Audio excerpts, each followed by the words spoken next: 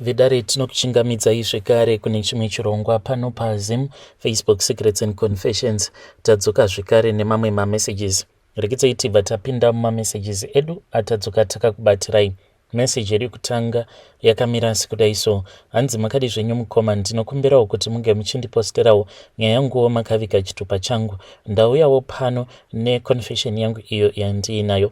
The reason as to why vanhukadzi vachizopedzisira vava kuti social media dating inonetsa haiiti, it is because isusu sevanhurume tinenge tabva kure nawo ma-online dating. Honestly, tinenge titoripo pakutotsvakawo vakadzi vekutoti tinge tichizoroora, but pane zvimwewo zvatinenge takasangana nazvo musocial media dating zvinozogumisira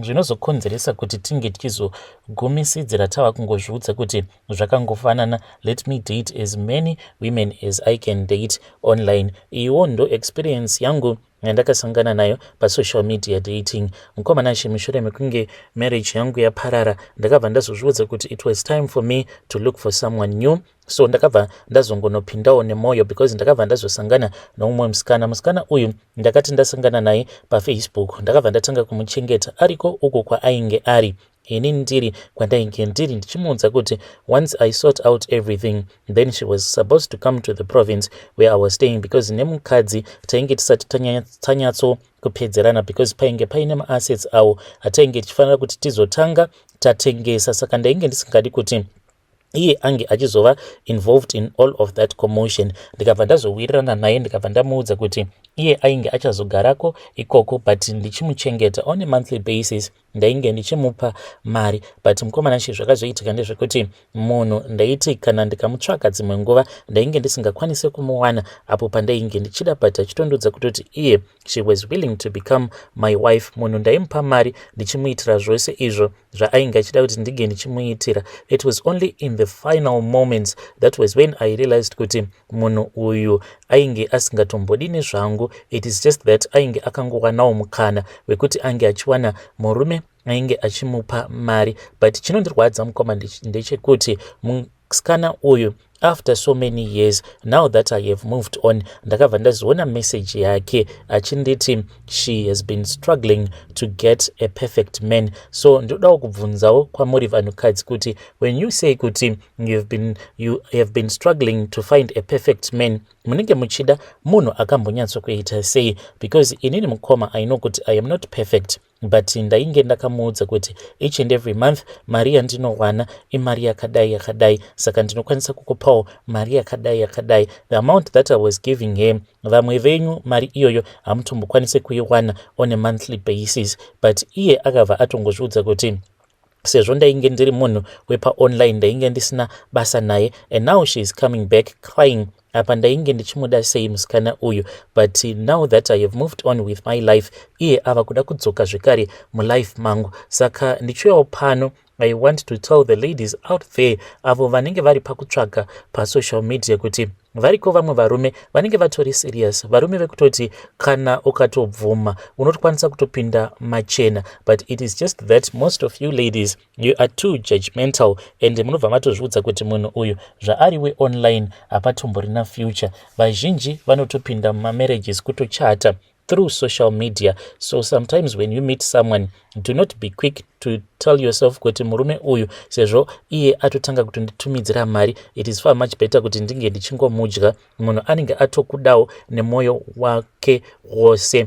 And to the ladies out there vanozorwadziswa nevamwe varume pasocial media, it is because murume iyeye kana ukazoda kuzoverifya history yake anenge akambosangana nemamwe mapenzi anenge akamutambisira nguva vakamudya mari for mahara. Saka anenge ava kutongoona sekunge mese makatongofanana. Ndipo paya pekuti munhu uchingonomukumbira mari, either munhu anobva atongokuramba because anenge ava kutanga kufunga kuti munhu uyu ava kutondikumbira mari, it means kuti akangofanana nanhingi uya akambondidya bag. Saka ndiyo confession yangu iyi mukoma, uye zvekare ndichitsvakawo advice kubva kune vedare renyu kuti zvazvadai munhu uyu zvaari kudzoka kuzodzoka zvekare mulife mangu. Munongozviziva kuti kana wakamboda munhu nemwoyo wako wose, then munhu uyayo obva azotongokuramba chicoward, at the end of the day obva azodzoka kwauri ari desperate achiti she is willing, ndo zvaanotaura iye anoti she is willing, kunyange ndikamuita mudzimai wangu wechinumber 2.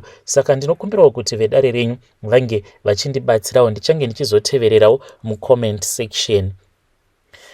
Vedare ndo message iyo yandakatumidzirwa ichibva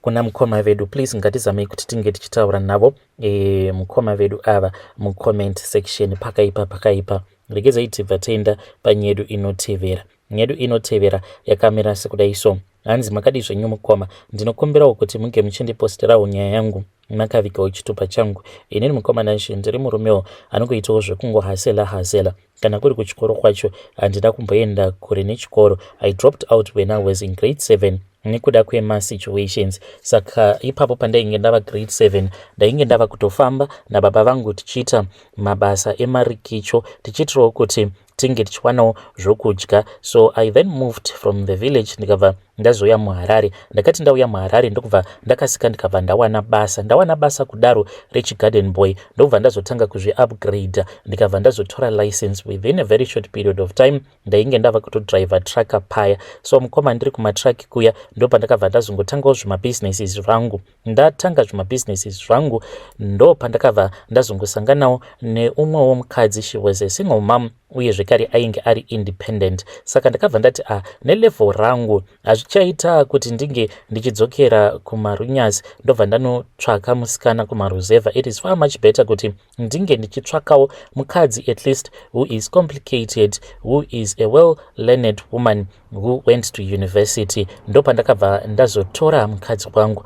But mukoma Nashi ndanzwa nekungotukwa. First of all ndakatanga kushorwa nehama dzake because ipapo patakazoenda kuma introductions vakabva vazondibvunza kuti ndainge ndakasvikepiko nezvidzidzo zvangu. Ndikabva ndazovaudza kuti I was a school drop out, kuzonosvika vachizondimanikidza kuti ndinge ndichizovaudza kuti ndainge ndakagumira grade 7. Ndakangoti ndataura kuti ndainge ndakagumira grade 7, hey mukoma, there was too much silence in that room where we were.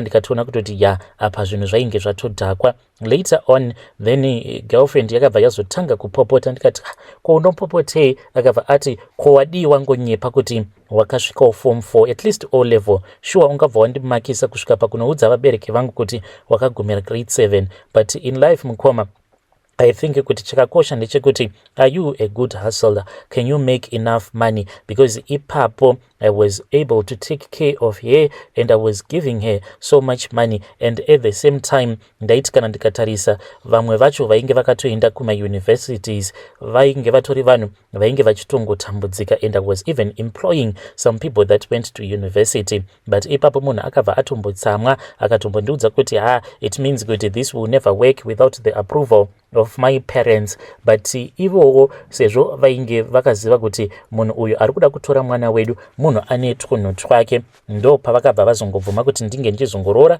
mwana wavo. But even right now I can see kuti tinoti kana tikanetsana pane mamwe mashoko anogara achibuda mumuromo maamai guru sisi vake. Vanogara vachingoti kana tanetsana zviya vanobva vati kungodzidza bamunini chinhu chakanaka. Even when I just complain, let's say ndinenge ndanyimwa bonde nemukadzi, mangwana acho makuseni ndinobva ndazoti paya pandinenge ndichitaura navo gules, then vasati vatombonyatsokunzwisisa kuti chii chinenge chakakonzeresa kuti mukadzi ange achizosvika pakundinyima bonde. Vanokwanisa kutongokuitira audio vachiti bamunini I'm really busy. But I think kuti kungodzidza munhu akangoendawo kuchikoro akasvika kuuniversity zvinhu zvakangokosha. So saka kuti nyaya yangu inge ichizonzwikwa, I feel as if nyaya iyi yekuti inini I am a grade 7 school drop out ndo inozongoita kuti pose tinoti kana tikanetsana ndobva ndanzi inini handinzwisise nekuti handina kuenda kuuniversity. Nai zviriko here izvi mukoma?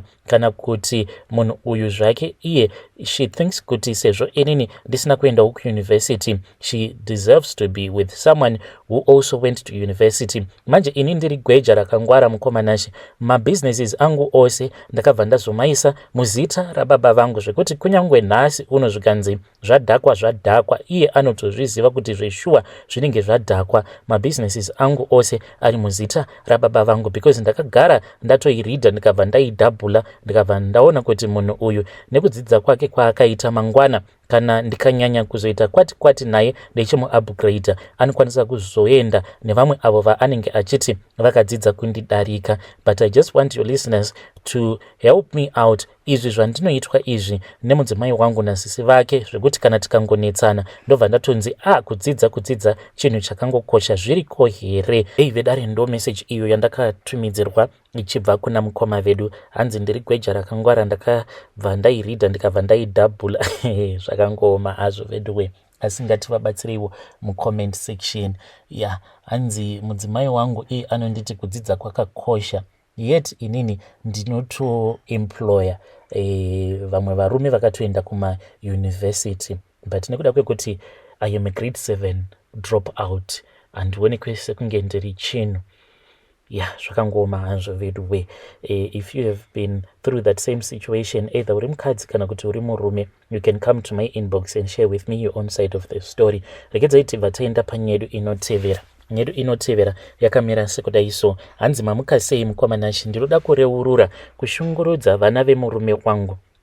Ndakavavenga apa, no matter ndavarova sei, mudiki wacho anondirwadza moyo paanoti mami love you I am sorry. Apa ndinenge ndichimurova and ane 3 years mufunge. I don't know why ndakavavenga kudai vana ava. Amai vacho vakatoita move on, asi kundirwadzisa kwavakaita pavakangonzwa kuti murume ainge aroora umwe mukadzi, ndivo avo vakabva vazouya kuzodhampa vana ava vakanovadhampa kubasa kwaHabi. So Habi ariko kubasa, he then called me, ndokubva ndazoenda kubasa kwaHabi ndikabva ndanotora vana, but vana ava vaona moto neni. And I am really sorry nekuti they are innocent, but I am just wicked. I know why I am like this, because murume ane mari ine mumvuri, but I treat vana ava like shit chaiyo. Pane pamwe pandakamboti unza dust pan, I then went outside, ndakazoti ndava panze kudaro kwava kunhongerera tsvina yembwa. I wanted them to eat tsvina iyoyo yembwa, but I felt sorry for them, so handizivi kuti idhimoni here or what. I need your prayers. Vedari ndo message iyo yandakatumidzirwa ichibva kuna vanzvedzi vedu avo. Zvakangoma hazvo veduwe. Please ngatizame kuti tinge tichitaura navo vanzvedzi vedu ava mucomment section. Regedzai tibva taenda panyedu inotevera. Nyedu inotevera yakamira sekudai so. Hanzi makadi zvenyomukoma, ndinokumbirawo kuti munge muchindiposterawo nyaya yanguwo makaviga chitupa changu. Ininiwo mukoma, ndiri murume, ndine makore 45 years kuberekwa. Saka ndine umwe mufesi uyo wandakamboshanda naye. Mufesi uyu akasoshaika kudhara, mufesi uyu akazoita zvekubayiwa nebanga, but ndakamboshanda naye ainge ari garden boy. Zvakaitika ipapo chinzwai mukoma ndezvekudai so. Ndine umwe muIndia wandaiwanzo kushandira, saka akabva azondiudza kuti kwainge kuinewo umwe murume waainge achiwirirana naye, but ainge ari muSouth African, ari munhu mutema, ainge achida kuvakirwa imba yake. It was a double storied house. So ndakabva ndazoenda kuya ndikabva ndazonotaura naye murume uya ndokubva tazowirirana mushure mekunge tapanana quotation. Saka tainge takawirirana kuti dzimwe mari he was supposed to pay me in full, then dzimwe mari ndodza aizopota achindipa pashoma nepashoma.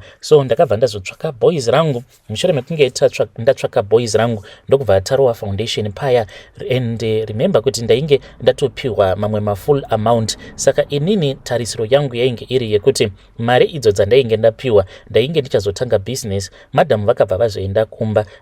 Masvingo rorai zvenyu mega vanhu vekumasvingo. Madam vakati vaenda kumba paya, ndavati ndichakuvhurirai shop mumasvingo imomo. Then madam pavakatongoona kutongoti business rainge rava kufaya, madam ndokubva vatanga kunditsvakira tunyaya. Munongozivawo kuti semunhurume unenge wakambopindawo mune mamwe magap, saka vainge vakambondibatira mamessages. Saka mushure mekunge ndavatsvakira shop kudaro, madam vava kumba pavakaona kuti zvinhu zvainge zvava settled, vakabva vanditi vainge vava kusenda zvandida, ndikatoona ndava kutotaurana naTsano paya, vanaTsano vachitoti kunoku munhu ari kuti haachadi zvemarriage, saka uyai kuno. Ndakabva ndaenda kuya zveshuwa munhu ndokubva azondijamukira iniwo shop kuti ndinge ndichizowana mashares paya. Hanzvadzi dzacho dzainge dzotongopindira nyaya yacho, ndikatoona kutoti panapa I had lost everything. Saka ndakabva ndadzoka kuno kuSouth Africa ndokubva ndaenderera mberi nebasa. Saka ndikangoti pavakomana vandakatanga kushanda navo vakanyatsokuwana mari,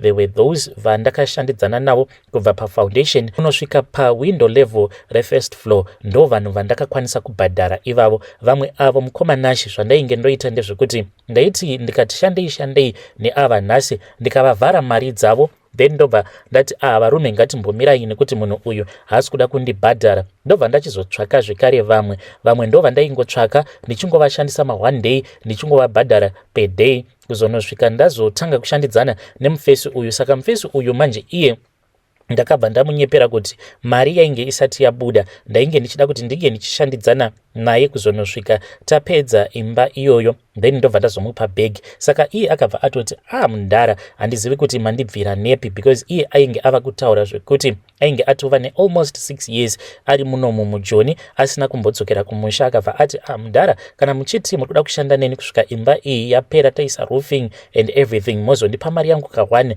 aiwa ndingakutendai chaizvo nekuti ndinobva ndatoenda kumba. So iye ainge achiti kana kaenda kumba ainge achida kuti ange achizotora license. Zvadaro mukoma mufesi uyu ndakashandidzana naye, but vamwewo ndo vandaingoti ndikashandidzana navo pano nepapo ndobva ndavavhara, but mufesi uyu ndiye ainge atova permanent worker wangu. Mukomana achi takasvika pakushanda tiri 2 kuzonosvika tichizonopedza imba iyoyo tiri vaviri. Mukomana achi mufesi uyu ndakabva ndazomuvhara mari yake, ndakazotoita kutotiza mushure mekunge ndapiwa kamari kekupedzisira kainge kasara. Painge pakangosara 7,000 rands imwe yose mukoma ndainge ndakatopiwa mari, ndokubva ndatora kamari kaya ndini uyo ndikabva ndazotiza. Ndakati ndatiza ndikambonogara kuZim ndichingoita basa rangu iroro rekuvaka. Zvino ndakazoti ndadzoka kunoku kuJoni ndopa ndakabva ndazonzwa the sad news yekuti mukomana hanzi akati aenda kunonwa doro ndobva azonetsana neumwe muSouth African akabva azobayiwa nebanga paya. Mushure mekunge abayiwa nebanga ndokubva azoshayika, but ainge atoendeswa kuhospital. Mufesi uyu ndakazotanga kumurota, I think it was in 2020 panguva yaiya yelockdown, ndo pandakatanga kumurota mufesi uyu. Aitoya kwandiri achinditi shandibhadhare. Zvikabva zvazomboti zii, ndikabva ndatanga futi kumurota. It was last year. Ndakati ndamurota kudaro ndokubva ndazoenda kumasowe, ndikabva ndazoudzwa kuti ndine ngozi. Saka inini mukoma ndoda kunzwisisawo kubva kumhuri yeZimbabwe kuti ko ndikagonzi ndine mweya wengozi pakai, because murume uyu paakaurawa ndainge ndisipo, handina munhu wandakambouraya ini muupenyu hwangu. Ko why is it ndiri kunzi inini ndine mhepo yengozi inonditeverera? Ndinovimbawo kuti mhuri yeZimbabwe ichandibatsirawo, ndichange ndichizoteverera mucomment section. Hey vedare, ndo message iyo yandakatumidzirwa ichibva kuna mukoma vedu. Ngatitaurei navo mukoma vedu ava mucomment section. I think kuti this is simple and straightforward. Mweya wengozi, mhepo yacho inototi ikutevererei nekuti murume uyu makatomushandisa for a very long time mukarekedza kumupa mari yake. So I think kuti ndo mhepo yacho iyo yengozi iri kukutevererai. Saka ngatitaurei navo mucomment section mukoma vedu ava.